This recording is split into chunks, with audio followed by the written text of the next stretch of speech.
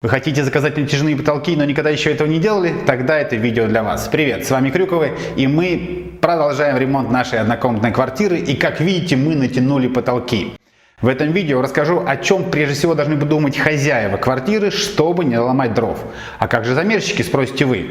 Наверное, хорошие замерщики есть, может быть их очень мало, а может быть так быстро идут обновления в этой индустрии, что они просто за всем не успевают. И поэтому мы, хозяева, должны думать обо всем, потому что это наша квартира и нам здесь жить. Совет номер 0. Какой сделать потолок? Подвесной, натяжной или просто оштукатурить? Подвесной потолок мы встречаем в офисе, в квартирах я их ни разу не видел, знаю, что достаточно дорогое удовольствие.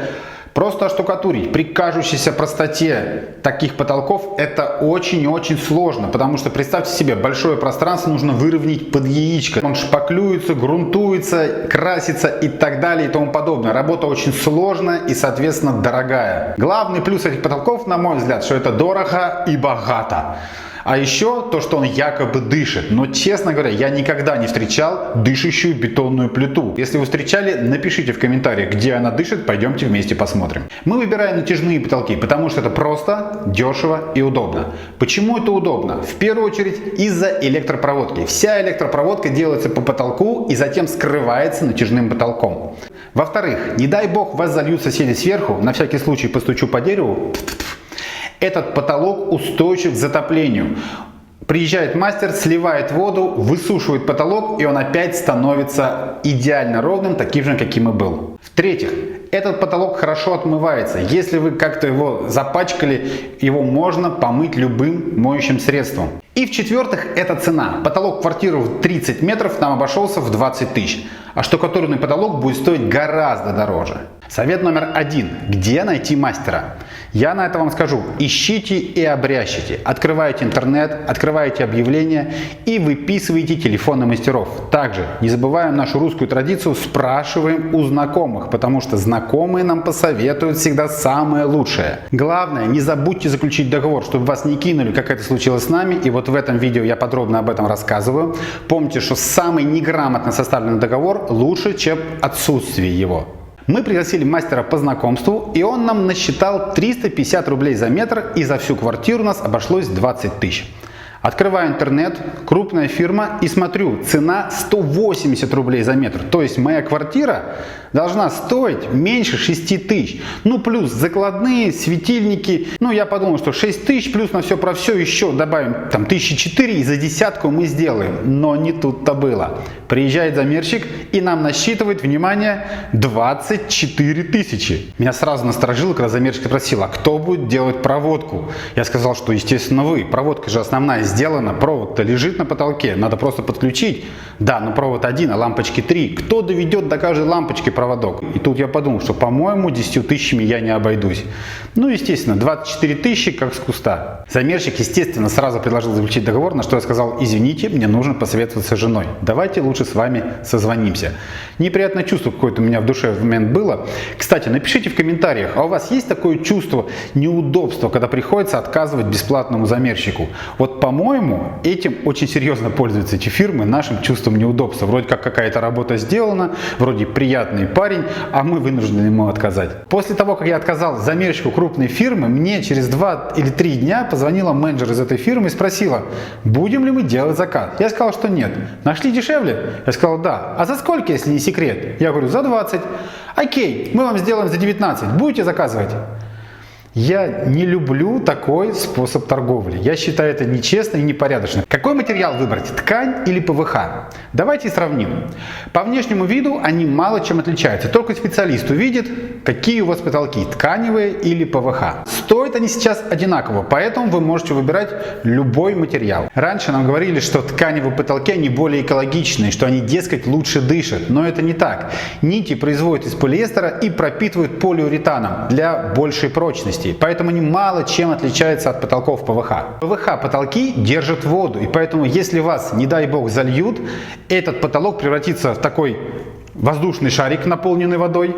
Приедет мастер, сольет воду, высушит потолок, и он опять станет как новый. Что не скажешь про тканевый потолок. Тканевый потолок, скорее всего, придет у вас в негодность. Но тканевый потолок натягивается без тепловой пушки. И поэтому, если у вас свежие обои в комнате, вам лучше заказать тканевый потолок, потому что при нагревании воздуха обои могут отвалиться. Тканевые потолки меньше провисают, но по своему опыту скажу, что это не видно. У нас зал 25 квадратных метров, и потолок ПВХ висит уже 11 лет, и никакого провисания не видно. Поэтому выбор за вами. Мы же в нашей квартире заказали потолки ПВХ. Совет номер 3. Какой сделать цвет потолка, а также сделать его глянцевым или матовым. Сейчас большой выбор цветов для потолка, и вы можете выбирать все, что вашей душе угодно. Но задумайтесь, если у вас не супер дизайнерский ремонт, где подобрано все, потолок, стены, пол, покрывало, подушки, мебель, то в этом случае потолок нужно делать универсальным. А какой самый универсальный цвет? Ну, естественно, белый. Еще допускается матово-серый, но мне кажется, что даже этот цвет требует продуманности в остальных атрибутах комнаты. Я знаю много противников глянцевых потолков, говорят, что, дескать, это колхоз, но мне кажется, что в маленьких комнатах, такие как коридор, кухонька, либо ванна, глянцевый потолок с отражающей поверхностью будет увеличивать пространство. Поэтому мы сделали в зале белый матовый потолок, а коридор, кухню и ванную комнату мы сделали белый глянец, чтобы немножко увеличить это малюсенькое пространство. Совет номер 4. Проверьте электрическую проводку. Как я уже сказал в начале, вся проводка делается под потолком. И когда вы натянете потолок, переделать уже ничего будет нельзя. Поэтому проверьте, все ли вы сделали, все ли провода на месте, все ли розетки на месте, все ли вы поменяли, потому что нет ничего хуже, чем старая электропроводка, да еще которая скрыта натяжным потолком. Все ли включатели у вас расположены там, где вам удобно, и все ли включается так, как вам удобно, как, например, мы сделали в ванной. Вентилятор в ванне – вещь незаменимая, и чаще всего его запитывают принудительно к свету. Включили свет, заработал вентилятор. И это правильно, потому что вентилятор спасает нас от плесени и от сырости в ванной.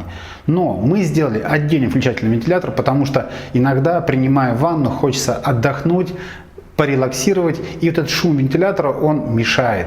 Совет номер 5. Продумайте освещение. Где будет свет? Какой будет свет? Люстра это будет, либо потолочные светильники. Какие светильники? Потолочные светильники лично нам очень нравятся. Но помните, что для освещения большой комнаты таких светильников должно быть много. В каждом светильнике есть лампочка. Лампочка имеет свойство перегорать. Даже светодиодные лампочки перегорают. Но самое неприятное то, что каждая лампочка имеет свой оттенок. И часто из-за одной сгоревшей лампочки вам придется менять все в одной комнате, чтобы они нормально, красиво смотрелись. И поэтому может стоить повесить люстру по старинке. Мы любим, чтобы было ярко, и поэтому на наш маленький коридорчик мы сделали целых 3 лампочки. 3 лампочки в ванной, потому что ванна у нас небольшая, и 3 штук вполне хватит. Про кухню особый разговор. Обычно на кухню вешают светильники на расстоянии где-то 40-50 сантиметров от стены, то есть где-то 10 сантиметров от висячих шкафов. Таким образом, свет должен падать вертикально вниз на рабочую поверхность и не давать тени на рабочую поверхность во время вашей готовки, работы за этой самой рабочей поверхностью. Но у всех я вижу одно и то же.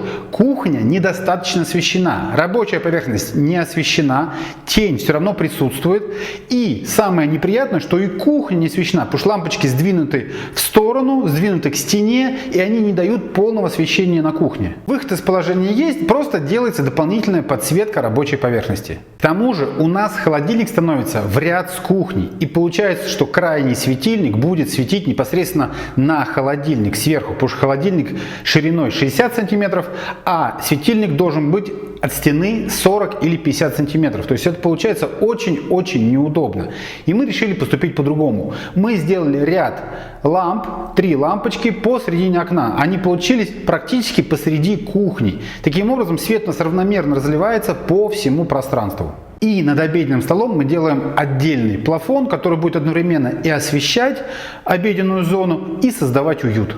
Зал у нас вытянутый, и дальняя стена от окна, естественно, самая темная. И мы решили ее подсветить дополнительным рядом из 3 лампочек. Эти лампочки также будут еще и дополнительной подсветкой для шкафа-купе, который мы впоследствии установим. А основное освещение зала будет от люстры с 3 плафонами. Совет номер 6. Закладные. Что такое закладные? Закладные – это специальные опоры для различных светильников, багет, шкафов. У нас же потолок натяжной, соответственно, мы не сможем к нему ни присверлиться, ни привязаться, он нас не выдержит. Вам нужно вспомнить, какую вы хотите сделать встроенную мебель, где повесить шторы, где повесить люстру, и предупредить мастера, чтобы он сделал в этом месте закладные. Например, мы хотим сделать 2 шкафа-купе, и в этом месте мы предупредили мастера, и он нам сделал дополнительную закладную, чтобы мы могли поставить туда шкаф-купе. В зале также мы сделали закладную под багет, чтобы повесить шторы. А вот на кухне мы этого делать не стали, потому что кухня, маленькая кухня, 6,5 метров. И здесь мы не будем вешать шторы, чтобы не красть и без того маленькое пространство, а обойдемся жалюзями. Подумайте, какая у вас будет люстра. Если будет небольшая люстра, либо какой-нибудь китайский диодный светильник легкий, то вам подойдет совсем небольшая закладная. А вот если вы повесите какую-нибудь монументальную люстру с большим основанием, то закладная понадобится большая. И об этом тоже нужно предупредить мастера, чтобы он подготовил вам хорошую большую закладную для вашей красивой люстры. Определитесь, что у вас будет по краям: бордюр, лента или, может быть, парящий потолок. В том месте, где потолок примыкает к стене, вот в этом углу образуется щель. Ее нужно чем-то закрыть. Вы можете ее закрыть бордюром. Есть такие потолочные бордюры, они известны уже очень давно, и их используют не обязательно в затяжных потолках, а просто в ремонте. Я помню, как ребенком я еще клеил эти потолочные бордюры на простой беленый потолок. Они бывают разного размера, и маленькие, и большие, кому что нравится. Лично нам это не нравится. Мы не сторонники этого. Я это допускаю только в том случае, если у вас ремонт в старинном стиле и вы покупаете большие широкие потолочные бордюры в виде лепнины. Вот в этом случае они смотрятся достаточно красиво. Но это редко. Я не сторонник классических ремонтов, классического дизайна. Я люблю скандинавский простой стиль. И поэтому мы выбираем ленту. Вот такая лента вставляется в уголок и становится не видно перехода от стены к потолку. Самое приятное, что делается после наклейки обоев. То есть вы натянули потолок, затем вы клеите обои, и кончик обоев уходит туда за потолок. А потом приходит мастер и вставляет эту ленту. И у вас получается законченный ремонт, очень красиво и аккуратно. Но еще я обмолвился про парящие потолки. Лично нам мастер не предложил такой вариант потолков. Я уж не знаю почему. Может, он его делать не умеет, может быть, не пользуется спросом, может, просто забыл. И вот про это я вам сказал в начале видео, что вы должны думать, что вы хотите. Потому что вы хозяева квартиры, и это ваша проблема, а не его. Так вот, я узнал из интернета, что есть парящие потолки. Это когда вот эта щель между стеной и потолком подсвечивается специальным светом. И получается ощущение, что потолок, он не соприкасается со стенами, а он именно парит над вами. Это смотрится очень красиво. Конечно, это приводит к удорожанию вашей затеи. Но если у вас есть такое желание, вы можете поискать себе такой потолок и потом наслаждаться всю жизнь вашим творением. Для того, чтобы натянуть потолок в ванной, там, где у вас плитка, вам необходимо подготовить стену. Мастера не будут сверлить плитку, чтобы к ним прикрепить направляющий и натянуть потолок. Потолок крепится над плиткой. И вот в этом месте вам нужно заштукатурить так, чтобы стена была вровень с плиткой. И тогда туда прикрепится направляющая, и потолочек у вас будет ровно лежать и очень аккуратно смотреться. Не закрывайте потолком вентиляционное отверстие. Во-первых, это не одобрят газовщики, у вас могут возникнуть проблемы. А во-вторых, из-за холодного воздуха, который будет оттуда идти и будет попадать над потолком, потолок у вас может просто провиснуть. А также, когда температура в комнате повышается, чаще всего это в кухне, если вы много готовите, то потолок может натягиваться и обтягивать закладные. Поэтому, если вы вдруг увидите очертания какого-нибудь бруска деревянного, не пугайтесь. Помните, что комната остынет, и потолок ваш опять выровняется и будет ровненьким идеально. Вот и все. Если у вас есть свой опыт заказа потолков, есть свои лайфхаки, советы, обязательно пишите об этом в комментариях. Это будет очень полезно. Ставьте лайк и подписывайтесь на наш канал, если вы еще этого не сделали. До новых встреч!